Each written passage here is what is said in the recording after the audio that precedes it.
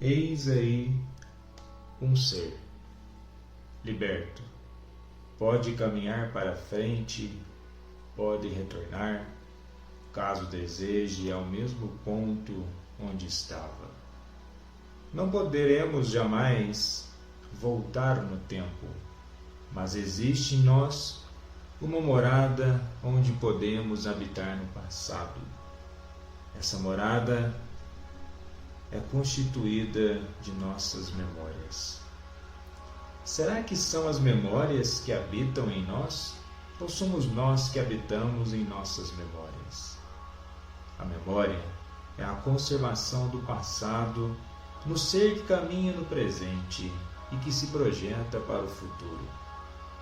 Para Aristóteles, a memória não consiste somente em conservar os traços do passado e tomá-los novamente por objetos. Tomá-los novamente por objetos é querer constituir o agora com elementos do passado. A vida é uma busca contínua pela identidade, um mergulho em muitas emoções ao longo de nossa existência. A busca pela identidade passa pelo encontro com o outro de diversas maneiras, formas diferentes de diversão, decepções, momentos críticos que nos levam ao novo mergulho existencial. Eis que o encontro com o outro nos torna melhor mediante a dinâmica do relacionamento sincero e frutuoso. O amor, a paixão. Eis uma grande força da nossa existência. Trocar vida por uma outra vida. Um compromisso de unir a sua existência com a existência de uma outra pessoa. Um ato de coragem, compartilhando espaço, compartilhando vida. Um ritual. A vida também é esse ritual, e eis que a partir do compartilhamento de vida surge uma nova vida. Pessoas dispostas a compartilharem história. A subida pela vida, a dinâmica do dia a dia não nos pode tão simplesmente nos sugar, deixando sob única visão das coisas e chegar a um ponto, perceber que nós podemos perder isso rapidamente. A tragédia da vida, sim, também faz parte da vida. E muitas vezes esperamos pelas essas tragédias, esperamos pelos acontecimentos aos quais não temos controle para dar valor à vida. Sim, a morte também faz parte da vida. E aquela vida que tinha graça, uma dinâmica rápida, agora é uma vida cabisbaixa, sem sentido. E vamos procurando um novo rumo, muitas das vezes buscando tentativas de experiências passadas para ver se o agora e se o futuro vai dar certo. Mas cansamos, a nossa mente cansa. Perdemos aquele referencial de vida, nós não paramos, mas internamente a força já não é mais a mesma.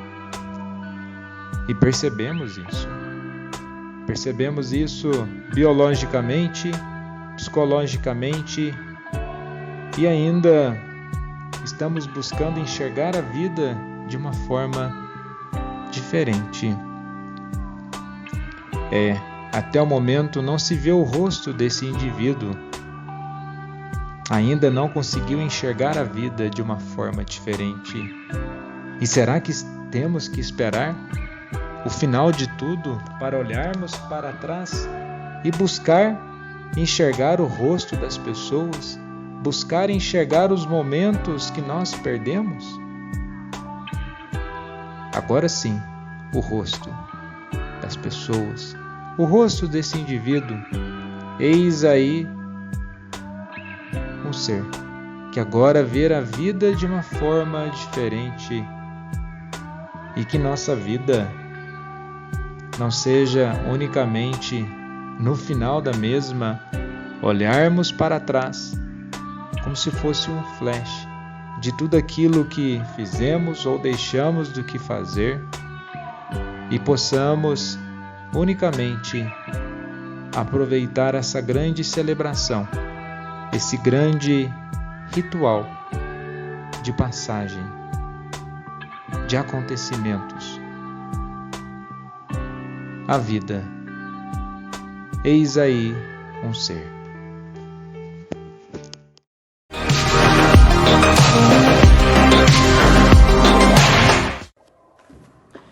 Saudações, terráqueos! Meu nome é professor José Augusto, eu sou professor de uma das ciências da natureza mais fascinantes e eu vou acompanhar vocês na disciplina de Química. Bom, a vida, de acordo com a NASA, é a capacidade de um sistema químico ser autossustentável. A cada dia a gente aprende novas coisas e, como nós sabemos, cada vez que a gente aprende uma coisa nova, nós nunca mais voltaremos a ser como nós éramos antes. E qual é a relação entre o aprendizado e a química? Já imaginaram o monte de processos químicos que estão envolvidos no nosso processo de aprendizado? Então não tem como a gente fugir da química. A química é a nossa vida. Não adianta eu ir lá para Marte para fugir da química, porque lá teremos química.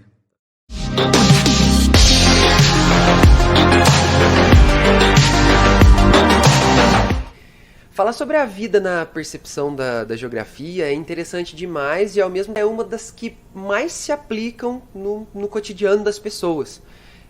A geografia, ela é a ciência que ela tem contato com todas as outras áreas das ciências, praticamente, porque ela precisa olhar de vários ângulos para entender o espaço geográfico, que é o objeto de estudo dela, né? Então, no caso da matemática são os números, né? E da língua portuguesa é uma língua, da língua inglesa é outra língua, e assim vai.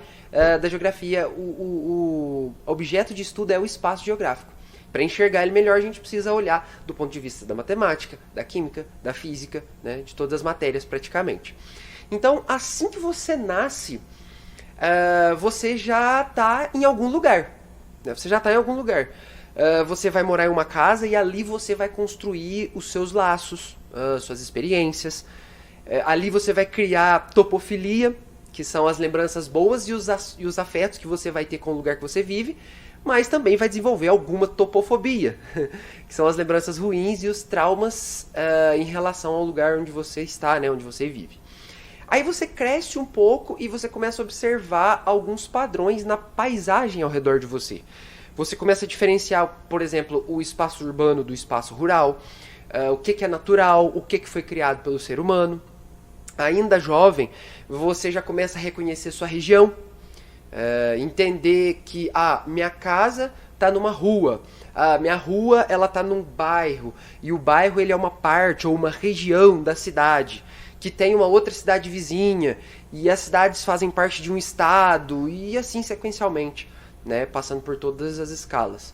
Quando adulto, você meio que usa tudo que você conheceu, as experiências, os aprendizados que você teve até ali naquela parte da sua vida, e passa a entender que você faz parte de um território, né, de um povo que está inserido em um país. Nesse momento você começa a entender a sua posição social, começa a formar suas ideias políticas, né? E aí assim você vai vivendo, com todo esse contato com a geografia, vai construindo a sua vida. E é engraçado que mesmo após a vida, né, mesmo depois que as pessoas, muitas delas continuam cumprindo um papel muito importante para a geografia. Elas participam de revoluções, né, como por exemplo a Revolução Industrial, a Revolução da Chibata, e as mudanças que essas revoluções, feitas por pessoas, por vidas, essas mudanças que essas vidas causam na sociedade, elas nos afetam até o dia de hoje. E elas vão continuar influenciando.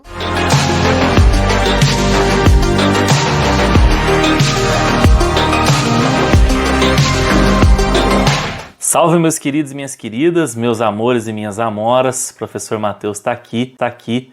Recebeu uma proposta magnífica do querido professor Renan de falar um pouquinho sobre o que é exatamente a vida para a biologia, né? Hoje eu estou aqui para explicar da biologia, cada professor em sua matéria.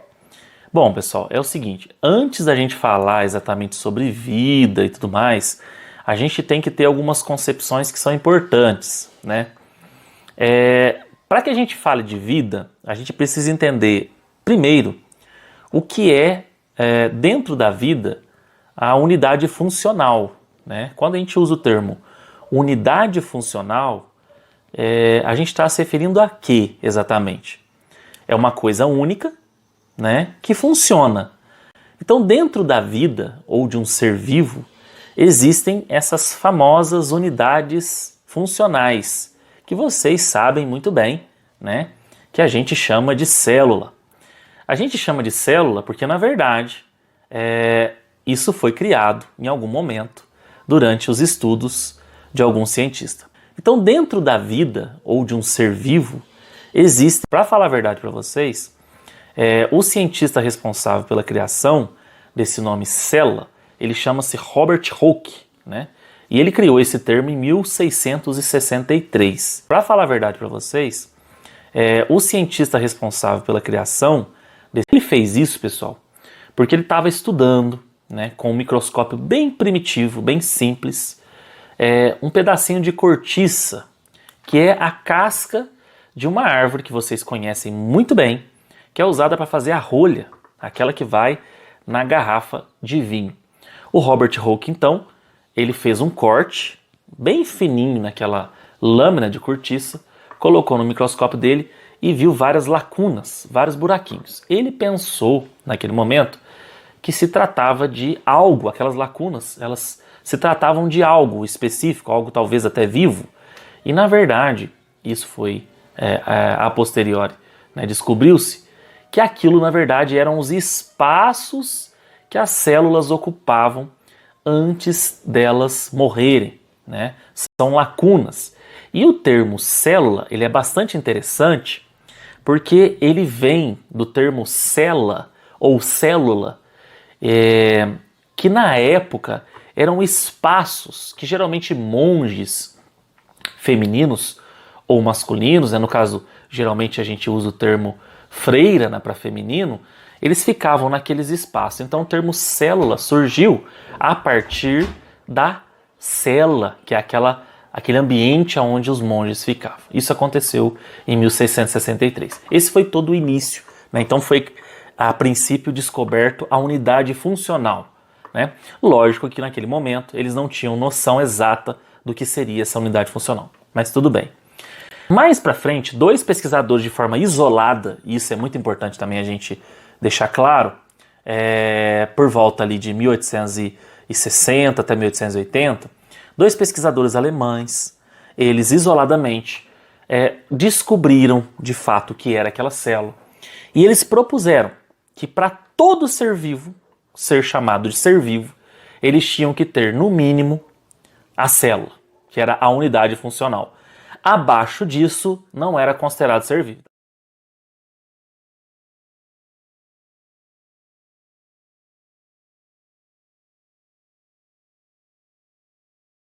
Então, se possui uma célula, é considerado ser vivo. Por isso que os vírus, por exemplo, que estão em alta atualmente, por causa do Covid, eles não são considerados células. E aí, com base nisso, eles criaram 3 pilares científicos para falar do que é vida exatamente, né? Então, o que é vida exatamente para a biologia? Primeiro, para ser viva, o ser vivo tem que possuir pelo menos uma célula, como por exemplo, uma bactéria, que é considerada um ser vivo. Aí vem o segundo princípio da vida na biologia. Essa unidade funcional, ela literalmente tem que desempenhar funções fisiológicas, morfológicas, ou seja, estruturais ali para o organismo ou até mesmo de função. Por isso que elas são unidades funcionais. E terceiro princípio que embasa a teoria celular, que dá origem à teoria de vida, é que toda célula ela é proveniente de uma outra célula já pré-existente. Então, meus queridos, eu finalizo por aqui falando para vocês o seguinte, para fechar. Aí, uma fala mais do professor, não dessa coisa científica engessada, né?